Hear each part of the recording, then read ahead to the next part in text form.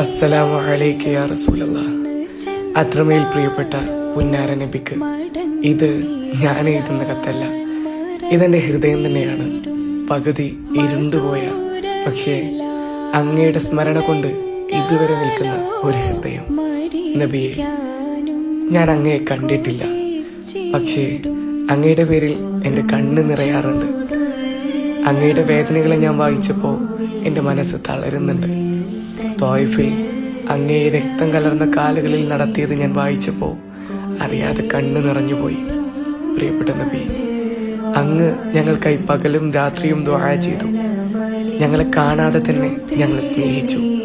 അവസാനം ഉമ്മത്തി ഉമ്മത്തി എന്ന് വിളിച്ചു കരഞ്ഞപ്പോൾ കൂടെ ഉണ്ടായിരുന്നെങ്കിൽ എന്ന് ആഗ്രഹിച്ചു പോകുന്നു.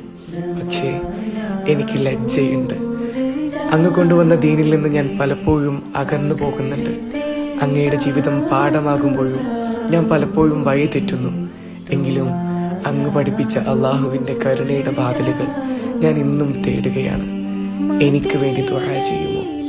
ഒരിക്കലെങ്കിലും ചാരത്ത് വന്ന് യാ റസൂലല്ലാഹ്, ഞാൻ ഇവിടെയുണ്ട് നബിയെ എന്ന് പറയാൻ എന്റെ കണ്ണുകളിൽ അങ്ങയെ ഒരിക്കൽ കാണാനാകുമോ? അങ്ങയുടെ ഹൗലിന്റെ ചാരത്ത് ഒരു ചെറുസ്ഥാനം എനിക്ക് ലഭിക്കുമോ? നബിയെ, അങ്ങയെ ഞാൻ ഒരുപാട് ഇഷ്ടപ്പെടുന്നുണ്ട്. അധികം സ്വലാത്തുകൾ ചൊല്ലാറില്ല, അങ്ങയെ പലപ്പോഴും ഓർക്കാറില്ല. പാപിയാണ്. എന്നാലും നബിയെ, എനിക്ക് നിങ്ങളെ ഭയങ്കര ഇഷ്ടമാണ്. എന്നെ കൈവിടരുതേ.